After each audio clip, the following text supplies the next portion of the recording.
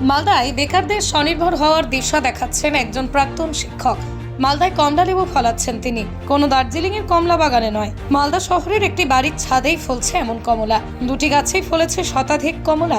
এই বছর প্রথম নয়, গত 3 বছর ধরেই বাড়ির ছাদেই গাছ ভর্তি কমলা ফলছে। তবে এই বছর সব থেকে বেশি ফলেছে, আকারে বড়, খেতেও মিষ্টি। মালদার ছাদ বাগানে উৎপাদিত এই কমলা মালদা শহরের সিঙ্গাতলা এলাকার বাসিন্দা প্রাক্তন স্কুল শিক্ষক অতনু কুমার ঝা বাড়ির 3 তলার ছাদেই তৈরি করেছে ছাদ বাগান। সেখানে শখে গত 4 বছর আগে 2টি কমলা লেবুর চারা লাগিয়েছেন তিনি। মালদার মাটিতে আদৌ কমলা লেবুর গাছ হয় কিনা পরীক্ষামূলকভাবে তিনি গাছ লাগিয়েছিলেন, কিন্তু চারা লাগানোর 1 বছর পর থেকেই ফল হতে শুরু করেছে। দুটি গাছেই 3 বছর ধরে কমলা ধরছে। তার ছাদ বাগানের গাছের কমলা খেতে মিষ্টি, এমনকি আকারেও বড়। অনেকদিন দেখে এই কমলা খাওয়া যায়। পরীক্ষামূলকভাবে গাছ লাগিয়ে তিনি সফল হয়েছেন। মালদার মাটিতেও কমলা লেবুর বাগান তৈরি সম্ভব বলেই জানান তিনি। ছাদ বাগানে কমলা গাছ পরিচর্যা করতে তেমন কোনো রাসায়নিক ব্যবহার করেননি তিনি, শুধুমাত্র জৈব সার দিয়েই এই ফলন। নির্দিষ্ট সময়ে গাছে জল দেন তিনি। যে কেউ ছাদ বাগানেও এই কমলা গাছ দেখতে পারেন, লাগাতে পারেন। বেকার যুবকরা অল্প জায়গাতেই কমলা চাষ করে উপার্জন করতে পারবেন। ছাদ বাগানেও কমলার ফলন যে ব্যাপক হারে হতে পারে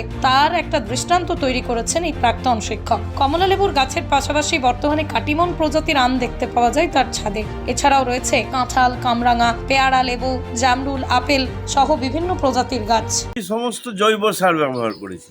গাছ লাগানো আমার শখ, আমি বাগানও করেছি। মালটা বাগান আছে আমার, আম বাগান তো ছিলই। এখন উন্নত মানের গৌরমতি আমেরও চাষ আমি করছি। এটা ছাদে আমার শখের জন্য লাগিয়েছি এবং আমি চেষ্টা করছিলাম যে এই ভ্যারাইটিটা লাগিয়ে এখানে হয় কিনা সফল। আমি সফল। এই ভ্যারাইটি মালদার এই ক্লাইমেটেই হওয়া সম্ভব। যেগুলো বেকার ছেলে যারা ঘুরে বেড়ায়, 10 কাঠা 15 কাঠা মাটি পড়ে আছে বাড়ির পাশে, এই জাত লাগালে এই জাত মালদায় বিক্রি হবে, বাইরেও বিক্রি হতে পারে। যে কেউ যদি বাণিজ্যিকভাবে এটা লাগায় বাইরেও বিক্রি করতে পারে।